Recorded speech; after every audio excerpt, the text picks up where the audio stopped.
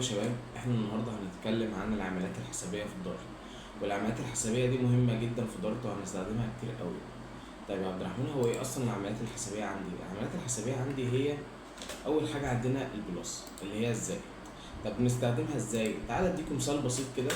لو انا دلوقتي عندي متغير من نوع انت، خلاص انتجر بخزن فيه انتجر، تمام. هسميه مثلا ايه وايكوال 5 او 10، تمام. ده كده انا خزنته قيمة 10. وعندي برضو نفس الحوار هنا انت بي ايكوال مثلا 20.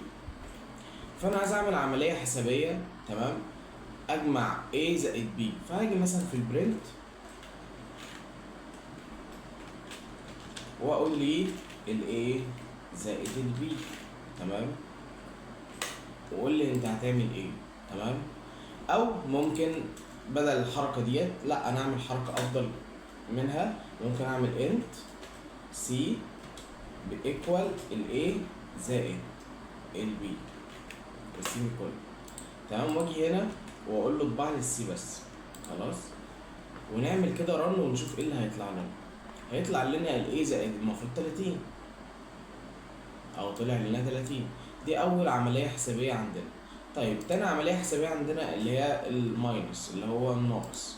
نفس الحوار عندنا. لو انا جيت قلت له اطرح لي ال A ناقص ال B، بس انا مش عايزه يطلع لي، خلي مثلا دي 40، تمام. ال A ناقص ال B، فخلينا كده نعمل رن اهو طلع لي 20. طيب ونفس الحوار برضو في الضرب. لو قلت له اضرب لي مثلا 5 في 5 واقول له اعمل لي ران، هيطلع لي 25، تمام. في حاجة بقى هنا اللي هو بعد كده العلم. دي اول ملحوظة عندكم يا شباب، اللي هو الضرب. احنا عملنا الضرب، لسه بقى ايه السلاش اللي هو القسمة. يعني القسمة دي يا شباب اول حاجة ما ينفعش تتخزن في انتجر، لان احتمالية ان يطلع رقم عشري او رقم يعني في كسور كبيرة جدا، فلازم يتخزن في دبل. داتا تايب اسمها دبل، تمام. طبعا انتوا عارفين الكلام ده قلنا قبل كده. اول ما حطينا دبل، تمام. بص خلينا نشوف بس كده. انا عايزكم تتعودوا تقروا الايرور. بصوا قال لك ايه؟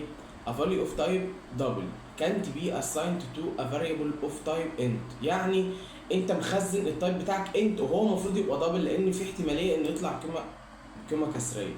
فنقرا الايرور وبعدين نبدا ان احنا نحله. اتعودوا على الحته دي ونعمل رن كده. هيطلع لينا 1.0، يعني واحد صحيح. يعني مثلا لو عملنا كده 13 كده المفروض يطلع رقم 10 او 2 و6، تمام. طيب دلوقتي بقى انا مش عايز الباقي اللي هو الكسور دي تظهر. في حاجه اسمها العلامه دي. العلامه دي انا بقول له كده. العلامه دي انا بقول له ثواني.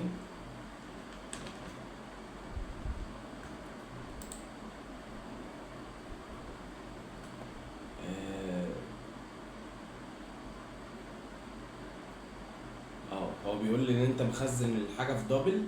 خلي دي بس دبل كده، وخلي دي برضو دبل،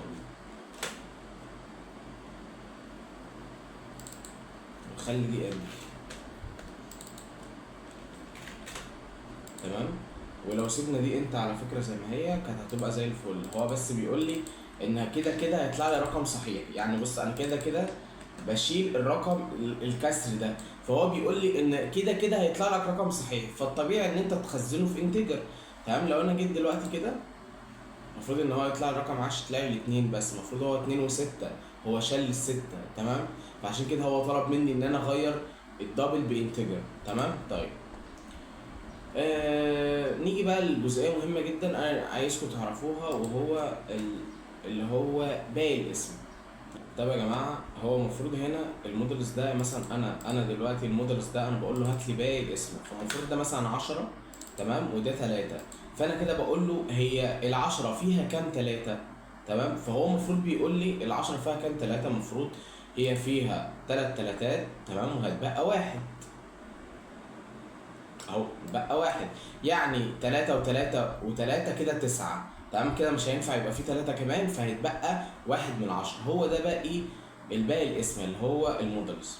وكده نكون خلصنا الدرس ده، بس فاضل حاجة بسيطة جدا، وهي ان احنا نعرف ان انا دلوقتي لو عايز اقول له زود لي على الايه ديت حاجة. يعني مثلا عاوز اقول له، شيل بس دي كده، لو انا جيت قلت له زود لي على الاي ديت 3، بدل ما اقول له الاي ايكوال او مثلا الاي زائد 3 او كده، لا انا بقى باختصار جدا هقول له الاي بلس بلس، سوري انا كده كنت هعرف ايه بلس بلس وراح اعمل كده.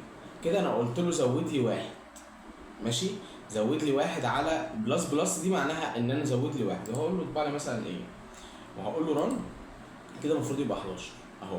نفس الحوار كده انا بقول له لو انا جيت قلت له ماينس لي، ماشي، ماينس ماينس، كده انا هقول له نقص لي من الايه 1، نفس الحوار. وبكده نكون خلصنا الدرس ده، والسلام عليكم ورحمة الله وبركاته.